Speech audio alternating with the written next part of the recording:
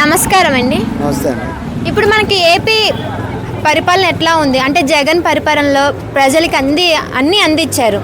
కానీ ఈ ప్రభుత్వం వచ్చి ఇన్ని రోజులైతున్నా కూడా ప్రభుత్వాన్ని ప్రజలకు ఒక్క రూపాయి కూడా రావట్లే. అసలు ఏమవుతుంది? ఒకటండి, సూపర్ 6 పథకాలతో చంద్రబాబు నాయుడు గారు అధికారంలో రావడం జరిగింది. ఇప్పుడు అధికారంలోకి వచ్చిన తర్వాత కొన్ని వ్యాఖ్యలు అయితే చేస్తూ ఉన్నారు, మంత్రులు అయితేనేమి, ముఖ్యమంత్రి గారు అయితేనేమి. ఈ మ్యాటర్ ఏంటంటే ఆల్రెడీ చంద్రబాబు నాయుడు చాలా అనుభవజ్ఞులు అయినటువంటి వ్యక్తులు. 3 సార్లు ఆల్రెడీ క్యాబినెట్ రూపకల్పన చేసిన, 3-4 సార్లు ముఖ్యమంత్రి చేసిన వ్యక్తి.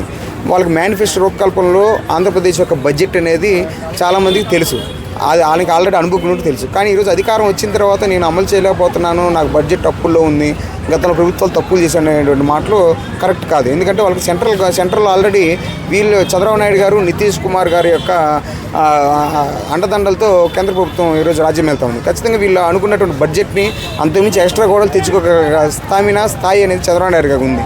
కానీ ఈరోజు ఆ సూపర్ 6 అమలు చేయకుండా గత ప్రభుత్వాల మీద, గతంలో అధికారం చేసినటువంటి పార్టీల మీద నిందేయడం కరెక్ట్ కాదు. ఖచ్చితంగా అతను అయితే హామీలు ఇచ్చాడా, మేనిఫెస్టో ఇచ్చాడా, ఈ అమలు చేసే బాధ్యత ఖచ్చితంగా చంద్రబాబు నాయుడు ఉందని చెప్పి మేము తెలియపరుస్తాము.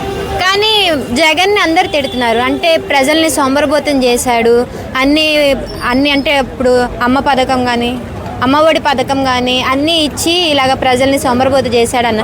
కానీ చంద్రబాబు నాయుడు కూడా ఏమన్నాడంటే, ఎంతమంది ఇంట్లో ఆడపిల్లలు ఉంటే అంతమందికి నీకొక 15,000, నీకొక 15,000, నీకొక 15,000 అని ఇప్పుడు ముందు సంపాదించండి అని చెప్పని అంటున్నాడు. అసలు దీని పట్ల ఏమంటారు?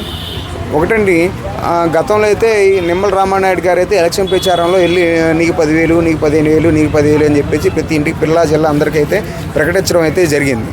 కానీ చాలా అనుభవజ్ఞుడు, అంత అనుభవజ్ఞుడు ఇటువంటి పదాలు అనడం చాలా కరెక్ట్ కాదు. గతంలో ప్రతిపక్షాలు ఈ విధంగా చేసినాయి, అవి చేసినాయి అనకన్నా మీకు ఆల్రెడీ మెజారిటీ ఉంది, బడ్జెట్ ఉంది, పైన సెంట్రల్ గవర్నమెంట్లో మీరు బడ్జెట్ తెచ్చుకోగల సామర్థ్యం ఉంది. కాబట్టి ఈ విధంగా మళ్ళీ ప్రతిపక్షాలు అనడం అనేది చాలా తప్పు అని చెప్పి మేము భావిస్తున్నాం. ఖచ్చితంగా మీరు ఇచ్చిన హామీలు నెరవేర్చకపోతే గతంలో అధికార పార్టీలకు ఏదైతే చర్యలు జరిగినాయో, ఎలా అయితే వాళ్ళ యొక్క రిజల్ట్ అనుభవించారో అంతకుమించి డబల్ రిజల్ట్ అనేది వీళ్ళు నెగిటివ్ రిజల్ట్ అనేది అనుభవిస్తారు. ఖచ్చితంగా ఆంధ్రప్రదేశ్ ప్రజలు తీర్పిస్తారని చెప్పి మేము భావిస్తాం. ఇప్పుడు ఏపీలో ఎలక్షన్స్ పెడితే ఏ ప్రభుత్వం వస్తుంది అనుకుంటున్నారు?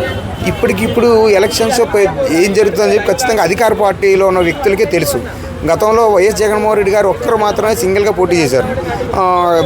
BJP, Janasena and at the same time Telugu Desam party వాళ్ళు ఒక జగన్మోహన్ ఎదుర్కోవడం కోసం కొన్ని తప్పిదాలు జరిగినాయి అంటున్నారు, కొన్ని ఈవీఎంలు అని చెప్పేసి. అవి మనం వాటి గురించి మాట్లాడేంత స్థాయి మనకి లేదు.